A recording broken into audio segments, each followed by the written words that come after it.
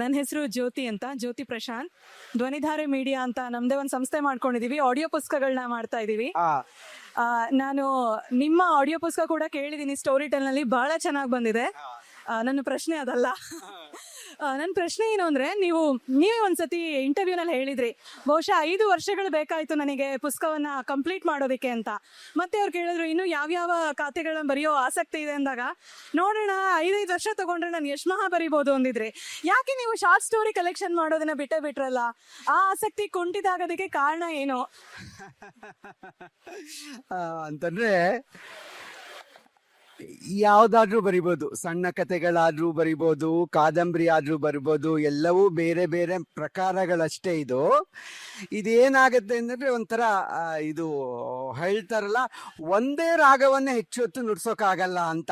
ಯಾವುದೇ ಸಂಗೀತಗಾರರಿಗೂ ಒಂದೇ ರಾಗವನ್ನೇ ಹೆಚ್ಚು ಹೊತ್ತು ಹಾಡೋದಕ್ಕಾಗಲ್ಲ, ಬೇರೆ ಬೇರೆ ರಾಗಗಳಿಗೆ ಬದಲಾಗ್ತಾ ಇರ್ಬೇಕಾಗತ್ತೆ ಅಂತ.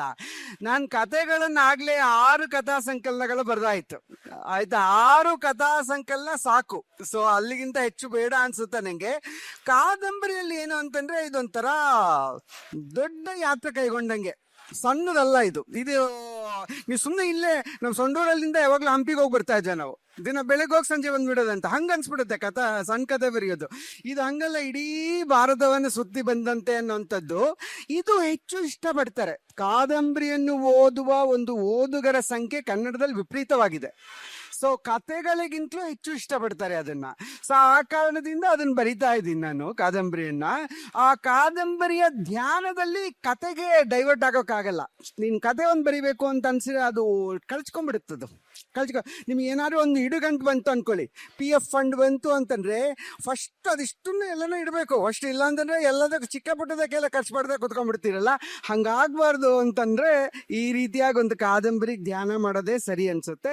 ನಂಗೆ ಕಾದಂಬರಿ ಹೆಚ್ಚು ಸವಾಲಿನದಾಗಿ ಕಾಣುತ್ತೆ, ಕತೆಗಳಿಗಿಂತ ಕಾದಂಬರಿ ಸವಾಲ್ದಾಗ ಕಾಣುತ್ತೆ. ಹೆಂಗೆ ಅಂತಂದ್ರೆ, ಇದು ಒಂಥರ ಈ 2 ಕಂಪ್ಯಾರಿಸನ್ ಕೊಡ್ತಿರ್ತೀನಿ ನಾನು. ಒಂದು, ಈ ಸಣ್ಣ ಕತೆ ಹೆಂಗೆ ಅಂತಂದ್ರೆ, ಮನೆ ಅಡಿಗೆ ಮಾಡ್ದಂಗೆ.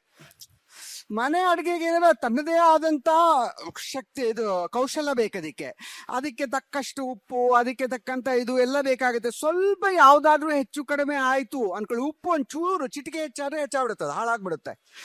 ಆದ್ರೆ ಮದುವೆ ಮನೆ ಅಡುಗೆ ಇರುತ್ತಲ್ಲ, ಅದು ಬಹಳ ಡಿಫ್ರೆಂಟ್. ಅದಕ್ಕೆ ಒಂದಿಷ್ಟು ಉಪ್ಪು ಜಾಸ್ತಿ ಹಾಕಿದ್ರೆ ಏನೇನೇನೇನೋ ಆಗಲ್ಲ, ಸ್ಟಿಲ್ ಇಟ್ ಕ್ಯಾನ್ ಕಂಟ್ರೋಲ್ ಅಂತಂದ್ರೆ ಅದೇ ಇದು ಜಾಸ್ತಿ ಇರುತ್ತೆ, ಅದಕ್ಕೆ ವೇರಿಯನ್ಸ್ ಅಲ್ವಾ. ಸೊ 2 ಬೇರೆ ಬೇರೆ ಸ್ಕಿಲ್. ಹಂಗಂತ ಮನೆ ಅಡುಗೆ ಮಾಡೋರಿಗೆ ಮದುವೆ ಮನೆ ಅಡುಗೆ ಮಾಡಕ್ ಬರಲ್ಲ, ಮದುವೆ ಮನೆ ಅಡುಗೆ ಮಾಡೋರಿಗೆ ಮನೆ ಅಡುಗೆ ಮಾಡಕ್ ಬರಲ್ಲ ಎಷ್ಟೋ ಜನಕ್ಕೆ. ಸೊ 2 ಇರುತ್ತೆ. ಈ 2 ಅಲ್ಲ, ಒಂದೊಂದು ಹೊತ್ತಿನಲ್ಲಿ ಒಂದು ಮಾಡಿದೀನಿ, ಇವಾಗ ಬೇರೆದಕ್ಕೆ ಒಂದು ತರ್ಕೊಂಡಿದೀನಿ ಅಂತ ಹೇಳೋದಕ್ಕೆ ಇಷ್ಟಪಡ್ತೀನಿ. ಹರ್ಷ. ಹಲೋ ಸರ್, ಹೆಸರು ಹರ್ಷ, ನಾನು ರಂಗಭೂಮಿ ಕಲಾವಿದ. ನನ್ನ ಪ್ರಶ್ನೆ, ಆರ್ಟಿಫಿಷಿಯಲ್ ಇಂಟೆಲಿಜೆನ್ಸಿಂದ ಭಾಳಷ್ಟು ಲೇಖನಗಳು ಬರಿತಾ ಇದ್ದಾರೆ ಕೂಡ. ನೀವು ಅದು ಹೇಗೆ ಉಪಯೋಗಿಸ್ಕೊತೀರಾ, ಮತ್ತೆ ಅದು ತಪ್ಪು ಸರಿ ನಿಮ್ಮ ಅಭಿಪ್ರಾಯ? ಇದು ಒಂಥರ ತುಂಬಾ ಎಲ್ಲಾ ಲೇಖಕರನ್ನ, ಪ್ರಕಾಶಕರನ್ನ ಎಲ್ಲರನ್ನು ಈ ದೆವ್ವ ಹಿಡ್ಕೊಂಡ್ಬಿಟ್ಟಿದೆ, ಕಾಡ್ತಾ ಇದೆ. ಹಿಂಗೆ ಇದು ದೆವ್ವ, ಇದರಿಂದ ಏನ್ ಮಾಡುತ್ತೋ, ಈ ದೆವ್ವ ಒಳ್ಳೆ ದೆವ್ವನ ಕೆಟ್ಟ ದೆವ್ವನ ಕೂಡ ಗೊತ್ತಿರಲ್ಲ ಇವಾಗ, ಅಂತ ಸ್ಥಿತಿಯಲ್ಲಿದ್ದೀವಿ.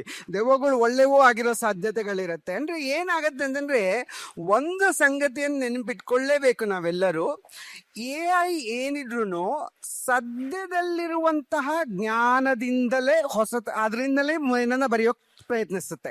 ಇವಾಗ ಏನ್ ಮಾಡ್ತೀನಿ, ನನ್ನ ಮೋಹನ ಸ್ವಾಮಿ ತನಕನ್ನ ಪುಸ್ತಕಗಳನ್ನು ತಗೊಳ್ಳಿ. ನೀವೇನಾದ್ರೂ AI-ಗೆ ನನ್ನ ಅಷ್ಟೂ ಪುಸ್ತಕಗಳು ಮೋಹನ ಸ್ವಾಮಿ ತನಕನ್ನ ಫೀಡ್ ಮಾಡ್ಬಿಟ್ಟು, ವಸುಧೇಂದ್ರ ಅವರು ಮುಂದಿನದ್ದು ಪುಸ್ತಕವನ್ನು ಹೇಗ್ ಬರೀಬಹುದು ಅಂತ ಅವರಂತೆ ಬರಿ ಅಂದ್ರೆ, ಅದು ಏನ್ ಮಾಡುತ್ತೆ ಅಂದ್ರೆ, ಇಲ್ಲ ಸಾಫ್ಟ್ವೇರ್ ಕತೆ ಬರೆಯುತ್ತೆ, ಇಲ್ಲ ಗೇ ರಿಲೇಟೆಡ್ ಸಬ್ಜೆಕ್ಟ್ ಬರೆಯುತ್ತೆ, ಇಲ್ಲ ಬ್ರಾಹ್ಮಣರ ಮನೆ ಕತೆ ಬರೆಯುತ್ತೆ. ಸೊ ಅಷ್ಟರಲ್ಲಿ ಬರೆಯುತ್ತೆ ಹೊರತಾಗಿ ಅದಕ್ಕೆ ತೇಜೋ ತುಂಗಭದ್ರ ಬರೆಯೋಕ್ ಗೊತ್ತಾಗಲ್ಲ. It just can't think. ಯಾಕಂದ್ರೆ ನಾವು ರೂಢಿಯಿಂದ ಚಿಮ್ಮಿ ಬೇರೆ ಕಡೆಗೆ ಹೋಗೋಕ್ ಶಕ್ತಿ ಇರೋದ್ರಿಂದ ನಮ್ಮ ಮನುಷ್ಯರಿಗೆ ಹೊಸತನ್ನು ಸೃಷ್ಟಿಸುವಂತ ಒಂದು ಶಕ್ತಿ ಬರುತ್ತೆ.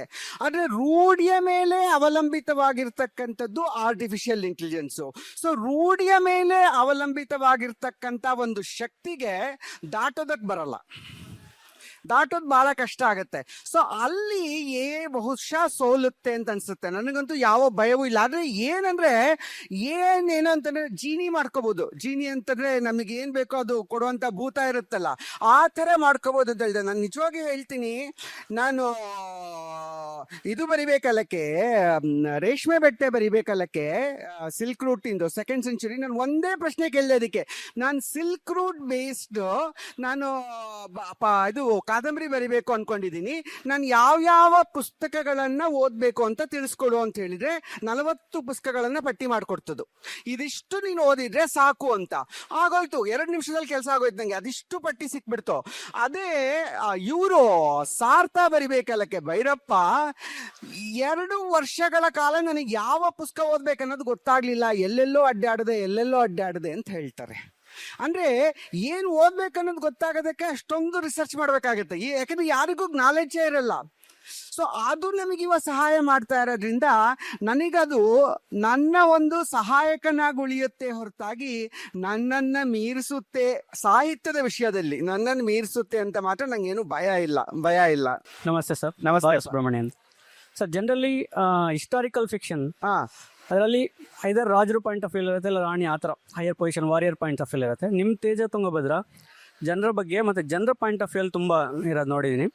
ಅದು ಯಾಕಷ್ಟು ಮುಖ್ಯ ಅಂತ ನಿಮಗೆ ಅನ್ನಿಸ್ತು ಆ ಪಾಯಿಂಟ್ ಆಫ್ ವ್ಯೂ ಬರೆಯೋದು ಅಂತ? ಅದು ನನಗೆ ಇದು ನಾನು ಬರೀಬೇಕಾಲಕ್ಕೆ ಸವಾಲು ಹಾಕೊಂಡಿದ್ದೆ. ನಾನು ಇವಾಗ ಯಾವುದೋ ಒಬ್ಬ ರಾಜರ ಬಗ್ಗೆ ಬರೀತೀನಿ ಅಂತಂದ್ರೆ ನೀವು ಇವಾಗ ಕುತ್ಕೊಂಡು ಇಲ್ಲಿಯ ಮುಖ್ಯಮಂತ್ರಿಯ ಬಗ್ಗೆ ಒಂದು ಜೀವನ ಚರಿತ್ರೆ ಬರ್ದಂಗೋ ಅಥವಾ ಪ್ರಧಾನಮಂತ್ರಿಯ ಬಗ್ಗೆ ಒಂದು ಜೀವನ ಚರಿತ್ರೆ ಬರ್ದಂಗೋ ಆಗತ್ತೆ ಹೊರತಾಗಿ ಅದು ನಿಜವಾದ ಫಿಕ್ಷನ್ ಆಗಲ್ಲ. ನಾನು ಬರೀ ಒಬ್ಬ ಕೃಷ್ಣದೇವರಾಯನ್ ಇಟ್ಕೊಂಡು ಕೃಷ್ಣದೇವರಾಯನ್ ಬಗ್ಗೆ ಬರೆದ್ರೆ ಸೆಲೆಬ್ರಿಟಿ ಬಗ್ಗೆ ನಾವೇನೋ ಬರಿತಾ ಇದ್ದೀನಿ ಅಂತ ಅನ್ಸುತ್ತೆ ನಂಗೆ. ನಂಗೆ ಸೆಲೆಬ್ರಿಟಿಗಳ ಆಸಕ್ತಿನೇ ಇಲ್ಲ. ಸೆಲೆಬ್ರಿಟಿಗಳು ಸರಿಯಾದ ಸತ್ಯವನ್ನು ಹೇಳಲ್ಲ ಯಾವತ್ತು.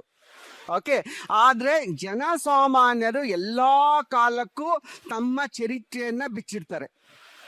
ಎಂತೆಂಥ ಸ್ಥಿತಿಯನ್ನು ಇದು ಮಾಡಿದ್ದಾರೆ ಅಂದ್ರೆ ಒಂದೇ ಒಂದು ಸಂಗತಿ ಅಂದ್ರೆ ಸತಿ ಸಹಗಮನದ್ದೇ ನಂಗೆ ಬಹಳ ಕಾಡುತ್ತೆ. ಸತಿಯಾಗುವ ಹೆಣ್ಣು ಮಗಳು ಸಂತೋಷದಿಂದ ಸಂಭ್ರಮದಿಂದ ಹಾಡುಗಳನ್ನು ಹೇಳ್ಕೊಂತ ನಗುತ್ತಾ ಹೋಗಿ ಬೆಂಕಿಯಲ್ಲಿ ಬೀಳ್ತಾ ಇದ್ಲು ಅಂತ ವರದಿಗಳಿವೆ. ಅತ್ಯಂತ ಸಂತೋಷದಿಂದ ನಡ್ಕೊಂಡು ಹೋಗಿ ಬೆಂಕಿಯಲ್ಲಿ ಬೀಳ್ತಾ ಇದ್ರೆ ಇದೇ ಮಣ್ಣಲ್ಲಿ ನಾವು ಇವಾಗ ನಿಂತಿದ್ದೀವಲ್ಲ, ಇವೇ ನೆಲಗಳಲ್ಲೇ ಆಗಿವೆ ಎಲ್ಲ ಸತಿ ಕಲ್ಲುಗಳು. ಎಲ್ಲಾ ಊರುಗಳಲ್ಲೂ ಸಿಗುತ್ತೆ ಕರ್ನಾಟಕದಲ್ಲಿ. ಇದು ಹೆಂಗ್ ಸಾಧ್ಯ ಆಯ್ತು? ಇಂಥ ಒಂದು ಬ್ರೇನ್ ವಾಶ್ ಮಾಡಿದ್ದು ಯಾವುದಿದು? ಇದು ಧರ್ಮವೋ, ರಾಜಕೀಯವೋ, ಅಥವಾ ಅಧಿಕಾರವೋ? ಏನು ಇವ್ರನ್ನ ಹೆಣ್ಮಕ್ಳನ್ನ ಈ ತರ ಬ್ರೇನ್ ವಾಶ್ ಮಾಡಿದ್ರು ಅನ್ನೋ ಪ್ರಶ್ನೆ ಬರುತ್ತಲ್ಲ ನಂಗೆ. ಸೊ ಅದು ನಂಗೆ ಗೊತ್ತಾಗೋದು ಕೃಷ್ಣದೇವರಾಯನ ಚರಿತ್ರೆ ಬರ ನಾವೆಲ್ಲ ಏನು ಬರಲ್ಲ ನಂಗೆ. ಸೊ ನಾನು ಬರಿಬೇಕಾಗಿದ್ದು ಜನಸಾಮಾನ್ಯರ ಜೀವನ ಚರಿತ್ರೆಗಳು. ಆ ಜನಸಾಮಾನ್ಯರ ಜೀವನ ಚರಿತ್ರೆ ಬರ್ದಾಗ ಏನಾಗುತ್ತೆ ಅಂತಂದ್ರೆ ಎಲ್ಲ ಕಾಲಘಟ್ಟದ ಬದುಕು ಒಂದೇ ಅಂತ ಅನ್ಸೋಕ್ ಶುರುವಾಗುತ್ತೆ. ಇಲ್ಲ ಅಂದ್ರೆ ಏನಾಗುತ್ತೆ, ಅದು ಸುವರ್ಣ ಯುಗ ಅಂತ ಶುರು ಮಾಡ್ಕೊಂಡ್ಬಿಡ್ತೀವಿ ನಾವು, ಅಥವಾ ಅದು ಅತ್ಯಂತ ಕೆಟ್ಟ ಯುಗ ಅಂತ ಶುರು ಮಾಡ್ತೀವಿ. ಯಾಕಂದ್ರೆ ನಾವು ಬರೀ ರಾಜಕೀಯವಾಗಿ ರಾಜನ ಮುಖಾಂತರ ಕಣ್ಣಿಂದ ನೋಡ್ತಾ ಇರ್ತೀವಿ ಜಗತ್ತನ್ನ. ಇಲ್ಲ, ಜನಸಾಮಾನ್ಯರ ಪ್ರಕೃತಿ ನೋಡಿದ್ರೆ ನನಗೆ ಇಷ್ಟೆಲ್ಲ ಶ್ರೀಮಂತಿಕೆಯನ್ನ ಭಾರತದಿಂದ ತಗೊಂಡೋದಂತ ಪೋರ್ಚುಗೀಸರು ಕೂಡ ನಮ್ಮಂತಾನೆ ಕಷ್ಟಪಡ್ತಾ ಇದ್ರು. ಅಲ್ಲಿಯೇ ಇದ್ದಂತ ಒಂದು ಜ್ಯೂಸ್ ಬದುಕಾಗ್ಲಿ ಅಥವಾ ಈವನ್ ಕ್ಯಾಥಲಿಕ್ಸ್ ಬದುಕಾಗ್ಲಿ ಸಮಸ್ಯಾದಾಯಕವಾಗಿತ್ತು. ಅವರೇನು ಸುಖವಾಗಿರ್ಲಿಲ್ಲ ಅನ್ನುವಂಥದ್ದು ಗೊತ್ತಾಗ್ತಾ ಹೋಯ್ತಲ್ಲ. ಸೊ ಅದು ನೀವು ಬರೀ ರಾಜಕೀಯ ಇತಿಹಾಸವನ್ನು ಇಟ್ಕೊಂಡ್ರೆ ಬರಲ್ಲ. ನಂಗೆ ರಾಜಕೀಯ ಇತಿಹಾಸದ ಬೇಸ್ ಆಗಿರುವಂತ ನಂಗೆ ಕೃತಿಗಳ ಬಗ್ಗೆ ಅಂತ ಆಸಕ್ತಿನೂ ಇಲ್ಲ. ಅದು ಇನ್ನು ಮುಂದೆ ಒಂದು 50 ವರ್ಷಗಳ ಆದ್ಮೇಲೆ ಈಗಿನವ್ರದ್ದು ಯಾರ್ದೋ ಒಬ್ರದ್ದು ಹೀರೋ ಮಾಡಿ ಬರೆಯೋದು. ಓಕೆ, ಅದು ಅರ್ಧ ಸತ್ಯಗಳನ್ನಷ್ಟೇ ಹೇಳ್ತಿರ್ತಾರೆ. ಯಾರೋ ನಮ್ಮ ದೊಡ್ಡ ಮುಖ್ಯಮಂತ್ರಿ ಅಥವಾ ಯಾರೋ ಒಬ್ಬ ರಾಜ, ಅವನ ಬಗ್ಗೆನೇ ಒಂದು ದೊಡ್ಡ ಚರಿತ್ರೆ ಬರೆದ್ರೆ ಅದು ಅರ್ಧ ಸತ್ಯವನ್ನು ಹೇಳುತ್ತೆ ಹೊರತಾಗಿ ಪೂರ್ತಿ ಸತ್ಯವನ್ನು ಕೊಡೋದೇ ಇಲ್ಲ ಅಂತ. ನಂಗೆ ಅಂತ ರಚನೆಯಲ್ಲಿ ಆಸಕ್ತಿ ಇಲ್ಲ. ನೀವು 3 ಕಾದಂಬರಿ ಬರೆದಿದ್ದು, ಈ 2 ಕಾದಂಬರಿಗಿಂತ ಮುಂಚೆ ಹರಿಚಿತ್ರ ಸತ್ಯ ಅಂತ ಒಂದು ಕಾದಂಬರಿ ಬರೆದಿದ್ರಿ. ನಾವೆಲ್ಲ ರೂಪದಲ್ಲಿ ಇತ್ತು ಅದು. ಅದರ ನಂತರ ಈಗ ತೇಜ ತುಂಗಭದ್ರ ಹಾಗೂ ರೇಷ್ಮೆ ಬಟ್ಟೆ ಕನ್ನಡಕ್ಕೆ ಅಪರೂಪ ಅನಿಸುವಂತ ಐತಿಹಾಸಿಕ ಕಾದಂಬರಿ 2 ಸಾಕಷ್ಟು ಜನ ಓದಿದ್ದಾರೆ. ನಿಮ್ಮ ಮುಂದಿನ ಕಾದಂಬರಿನೂ ಐತಿಹಾಸಿಕ ಕಾದಂಬರಿ ಆಗಿರುತ್ತಾ ಅಥವಾ ಬೇರೆ ಏನಾದರೂ ಮಾಡ್ತಾ ಇದೆಯಾ? ನಿಜವಾಗಿ ಗೊತ್ತಿಲ್ಲ ಏನ್ ಬರೆಯಬೇಕಂತ. ಅದು ಒಂಥರ ಇತಿಹಾಸ ಅಡಿಕ್ಷನ್ ಆಗಿದೆ ಇದು. ಈ ಅಡಿಕ್ಷನ್ ನಿಂದ ಹೊರಗೆ ಬರ್ಬೇಕು ಯಾವತ್ತು ಅಂತ. ಒಂದೇ ತರದ ಬರವಣಿಗೆಯನ್ನ ಮಾಡಬೇಡಿ ಅಂತ ಅನಂತಮೂರ್ತಿ ತುಂಬಾ ಸಲ ಹೇಳ್ತಾ ಇದ್ರು. ಒಂದೇ ತರದ ಬರವಣಿಗೆಯನ್ನ ದಯವಿಟ್ಟು ಮಾಡಬೇಡಿ, ಬೇರೆ ತರದ ಬರವಣಿಗೆಗೆ ಹೊರಳ್ಕೊಳ್ಳಿ ಅಂತ. ಇಲ್ದಿದ್ರೆ ನಾನು ಗೇ ರೈಟಿಂಗ್ ಬರೆದ್ರೆ ನನಗೆ ಎಷ್ಟು ಇದು ಹೆಸರು ಸಿಕ್ತು, ಇಡೀ ರಾಷ್ಟ್ರಾದ್ಯಂತ ಹೆಸರು ಸಿಕ್ತು. ಅದ್ಲ ಕಡೆ ಅಂತಾರಾಷ್ಟ್ರೀಯವಾಗಿ ಪ್ರಕಟಗಳಾದವು ಪುಸ್ತಕಗಳು. ಸೊ ನಾನು ಅದೇ ಇದ್ರಲ್ಲೇ ಉಳ್ಕೊಂಡ್ಬಿಟ್ಟಿದ್ರು, ನನ್ನ ಗತಿ ಏನಿತ್ತು? ಬರೀ ಗೇ ರೈಟಿಂಗ್ ನಲ್ಲೇ ಉಳ್ಕೊಂಡ್ಬಿಟ್ಟಿದ್ರು ನನ್ನ ಗತಿ ಏನಿತ್ತು? ಸೊ ಬೇಡ, ಅದು ಆಗಲ್ಲ. ಅದರಿಂದ ಹೊರಗೆ ಬರಬೇಕು. ನನ್ನನ್ನು ಯಾವುದೇ ಒಂದು ಜಾನ್ರಾ ಇಂದ ಗುರುತಿಸ್ಬೇಡಿ ಅಂತ ವ್ಯವಸ್ಥಿತವಾಗಿ ನಾನು ಬಂದಿದ್ದೀನಿ, ಈಚೆ ಬಂದಿದ್ದೀನಿ. ನೀವು ನೋಡಿದ್ರೆ ಮೊದಲಿಗೆ ನಾನು ಬರೀ ಬ್ರಾಹ್ಮಣರ ಬದುಕು ಬರೆದಿದ್ದೀನಿ. ಆಕ್ಚುಲಿ ಅವಾಗ ಎಲ್ಲರೂ ಬರೀ ಇದಷ್ಟೇ ಗೊತ್ತು ಇವನಿಗೆ ಅಂತ ಇದ್ರು. ಯಾವಾಗ ಸಾಫ್ಟ್ವೇರ್ ಪ್ರಪಂಚದ ಬರೆಯೋಕೆ ಶುರು ಮಾಡಿದ್ರು, ಇವನ್ ಕಾರ್ಪೊರೇಟ್ ಸಾಹಿತಿ ಅನ್ನೋಕೆ ಶುರು ಮಾಡಿದ್ರು. ಯಾವಾಗ ನಮ್ಮಮ್ಮನ ಬಗ್ಗೆ ಬರೆಯೋಕೆ ಶುರು ಮಾಡಿದ್ರು, ನಮ್ಮಮ್ಮ ಅಂದ್ರೆ ನನಗೆ ಇಷ್ಟ ಅಂದ್ರೆ ಇವನು ಬರೀ ಅಳುಬುರುಕ ಅಮ್ಮನ ಬಗ್ಗೆ ಬರ್ಕೊಳ್ತಾ ಕೊಡ್ತಾನೆ ಅನ್ನೋ ಕಾಮೆಂಟ್ಸ್ ಬಂತು.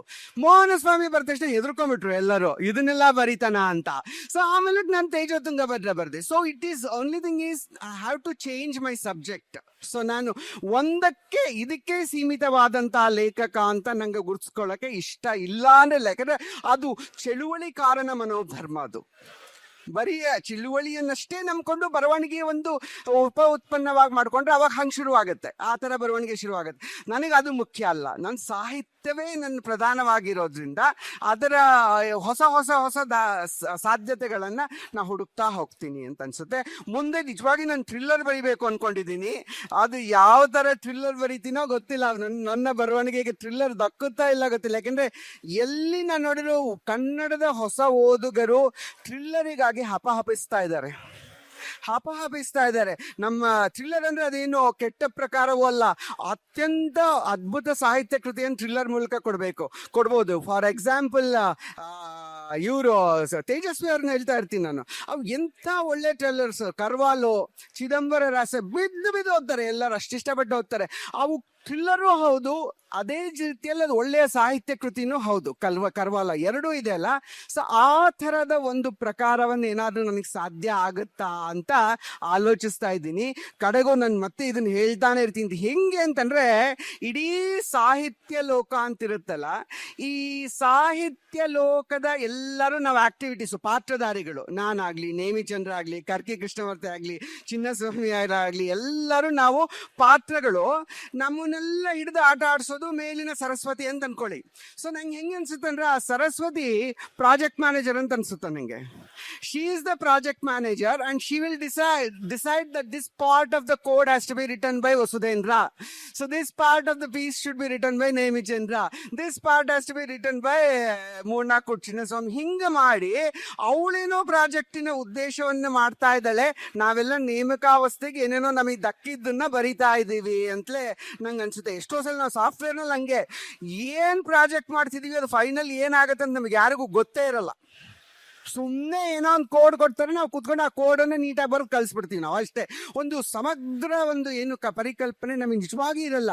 ಮುಂದಿನ ಜನರೇಷನ್ಗೆ ನಮ್ದು ಗೊತ್ತಾಗ್ಬೋದೇನೋ, ನಾವು ಏನಕ್ಕಾಗಿ ತುಡಿತಾ ಇದ್ವಿ, ನಾವೆಲ್ಲರೂ ಏನಕ್ಕಾಗಿ ತುಡಿತಾ ಇದ್ವಿ ಅನ್ನುವಂಥದ್ದು ನಮ್ಮ ಮುಂದಿನ ತಲೆಮಾರುಗಳಿಗೆ ಗೊತ್ತಾಗ್ಬೋದೇನೋ. ಇವಾಗ ಸದ್ಯಕ್ಕೆ ಮಾತ್ರ ನನಗೆ ಏನು ಸತ್ಯ ಅನ್ಸುತ್ತೆ, ಏನು ನನ್ನ ಹೃದಯಕ್ಕೆ ಹತ್ತಿರ ಆಗತ್ತೆ ಅನ್ಸುತ್ತೋ, ಏನು ಸವಾಲಿಂದ ಅನ್ಸುತ್ತೋ ಅವನ್ನೆಲ್ಲ ಬರಿತಾ ಹೋಗ್ತೀನಿ ನಾನು ಅಂತ. ನನಗೆ ನಿಮ್ಮ ತುಂಬ ಇಷ್ಟವಾದ ಸಣ್ಣ ಕಥೆಗಳಲ್ಲಿ ಪೂರ್ಣಾಹುತಿ ಒಂದು.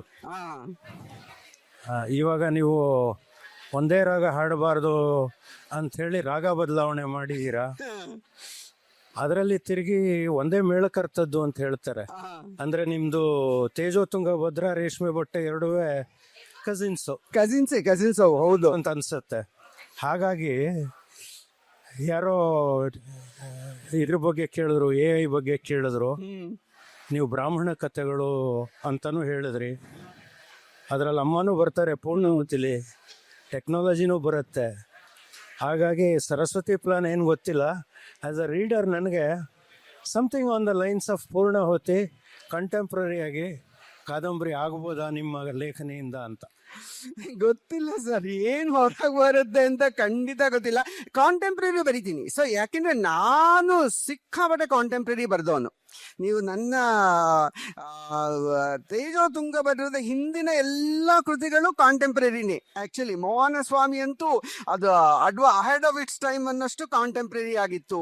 ಅಥವಾ ಯುಗಾದಿ ಆಗ್ಲಿ ಎಲ್ಲವೂ ಕಾಂಟೆಂಪ್ರರಿ ಬರೆದಿದ್ದು. ಸೊ ನಾನು ಸ್ವಲ್ಪ ಹಿಂದಕ್ಕೆ ಹೋದೆ ಅಷ್ಟೇ, ಕಾಲಮಾನದಲ್ಲಿ ಹಿಂದಕ್ಕೆ ಹೋದ್ರು. ಬಟ್ ನನಗೆ ಏನ್ ಅನ್ಸುತ್ತೆ ಅಂದ್ರೆ, ನೀವು ಇತಿಹಾಸದ ಕಾದಂಬರಿ ಬರೆದ್ರು ಕಾಂಟೆಂಪ್ರರಿನೇ ಬರಿತೀರಾ, ಪುರಾಣದ ಕಥೆಗಳನ್ನು ಬರೆದ್ರು ಕಾಂಟೆಂಪ್ರರಿನೇ ಬರಿತೀರಾ, ಅಥವಾ ನೀವು ಮಾಮೂಲಿ ಈಗಿನ ಅಡ್ವಾನ್ಸ್ ಟಾಪಿಕ್ ಬರಿತೀನಿ ಅಂದ್ರೂ ಕಾಂಟೆಂಪ್ರರಿನೇ ಬರೀತೀರ. ಏನು ಬೇರೆ ಬರೆಯೋಕೆ ಆಗದೇ ಇಲ್ಲ ನಿಮ್ಮ ಕೈಯಲ್ಲಿ ಅಂತ. ಯಾಕೆಂದ್ರೆ ಈ ಸೈನ್ಸ್ ಫಿಕ್ಷನ್ ಅಂತ ಬರೀತಾರಲ್ಲ, ಈ ಸೈನ್ಸ್ ಫಿಕ್ಷನ್ 1940s 50s ನಲ್ಲಿ ಬಹಳ ಪಾಪ್ಯುಲರ್ ಇತ್ತು. 1940s 50s ಅಲ್ಲೆಲ್ಲ ಬಹಳ ಪಾಪ್ಯುಲರ್ ಇದ್ದು ಬರ್ದಿದ್ದಾರೆ. 60s ಅಲ್ಲೆಲ್ಲ ಬರೆದ್ರೆ ಯಾರೊಬ್ರು ಇಂಟರ್ನೆಟ್ ನ ಕಲ್ಪನೆ ಮಾಡಿಲ್ಲ.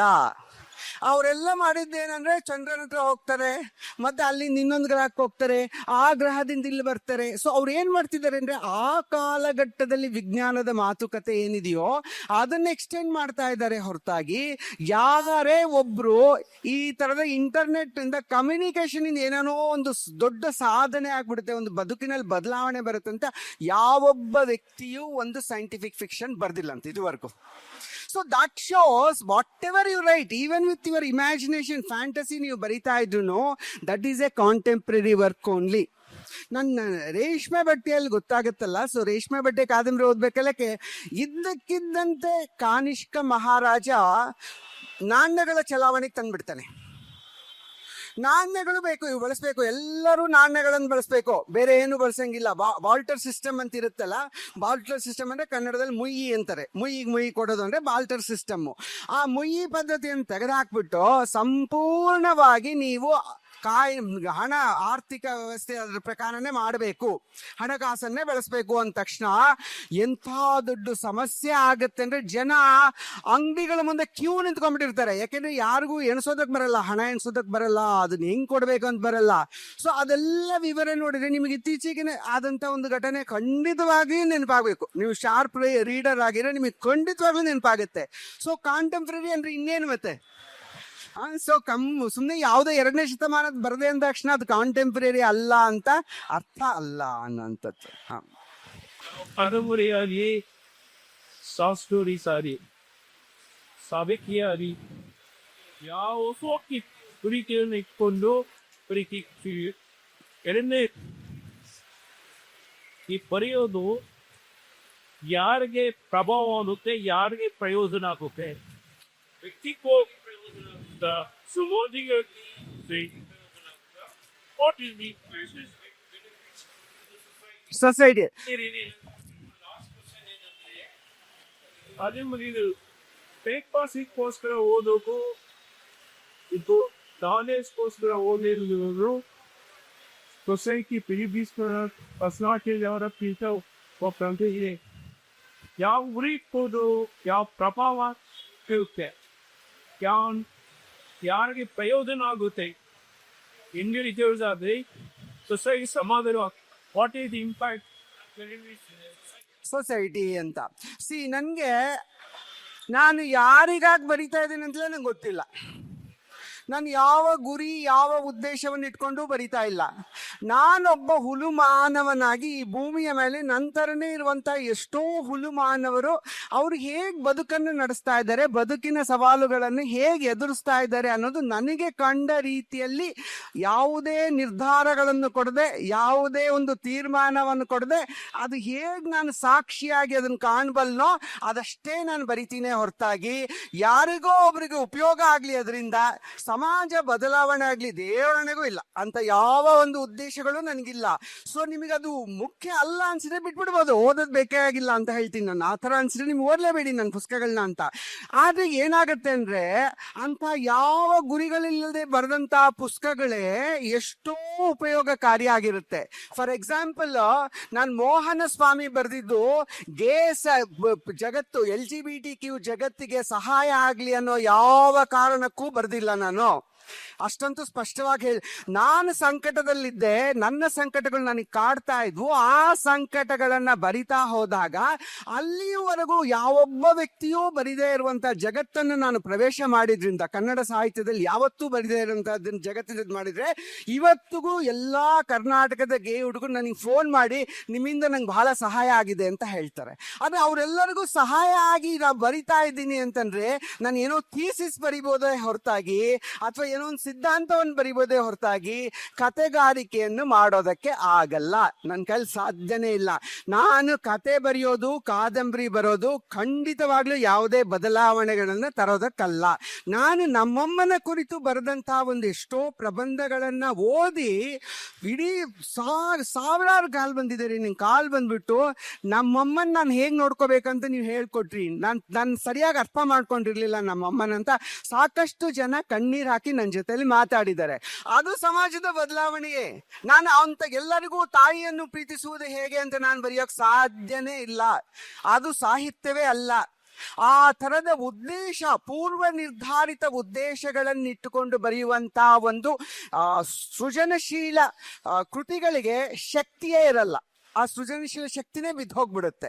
ಸೊ ನಾನು ಅಂತಹ ಬರಹಗಾರನೇ ಅಲ್ಲ. ನೀವೇನಾದ್ರೂ ಒಂದು ಐಡಿಯಾಲಜಿನ ಇಟ್ಕೊಂಡೇ ನೀವು ಓದ್ತಾ ಹೋದ್ರೆ ನೀವು ಪುಸ್ತಕಗಳನ್ನ, ನನ್ನ ಪುಸ್ತಕದಲ್ಲಿ ನಿಮಗೇನು ದಕ್ಕಲ್ಲ, ಓದ್ಲೂಬೇಡಿ ಅಂತ ಹೇಳ್ತೀನಿ ನಾನು. ಸೊ ನಾ ಬರೀತಾ ಇರೋದು ಯಾರಿಗಂತಲೇ ಗೊತ್ತಿಲ್ಲ, ನನಗೆ ಸಂಬಂಧಿಸಿದಂತಹ, ನನ್ನನ್ನು ಸ್ಪರ್ಶಿಸಿದಂತಹ, ನನಗೆ ಕಾಡಿದಂತಹ, ನನ್ನಂತೆ ಮತ್ತೊಬ್ಬ ಮನುಷ್ಯನ ಎದುರಿಸ್ತಕ್ಕಂತಹ ಸಮಸ್ಯೆಗಳನ್ನ ಬರಿತೀನಿ ಹೊರತಾಗಿ ಇನ್ಯಾವುದೇ ಸಿದ್ಧಾಂತಗಳು ಅದ್ರಿಲ್ಲ. ಆದ್ರೆ ಹಾಗೆ ಬರ್ದಾಗಲೇ ಎಲ್ಲೋ ಸಿದ್ಧಾಂತಗಳು ಅದ್ರಲ್ಲಿ ಕಾಣುತ್ತೆ, ಅದು ಜನರಿಗೆ ತಾಕುತ್ತೆ ಅನ್ನೋದನ್ನ ಅರ್ಥ ಮಾಡ್ಕೊಂಡಿದ್ದೀನಿ. ವಸುಧೇಂದ್ರ ಹೇಗೆ ಕನ್ನಡದ ಪ್ರಮುಖ ಲೇಖಕರು, ಅದೇ ರೀತಿ ವಸುಧೇಂದ್ರ ಕನ್ನಡದ ಪ್ರಮುಖ ಪ್ರಕಾಶಕರು ಕೂಡ. ಈಗ ಒಂದು ಪ್ರಶ್ನೆ ಇದೆ, ಪ್ರಕಾಶಕ ಅನ್ನುವ ಹ್ಯಾಟ್ ಬೇರೆ, ಅದೇ ರೀತಿ ಲೇಖಕ ಅನ್ನುವ ಹ್ಯಾಟ್ ಬೇರೆ.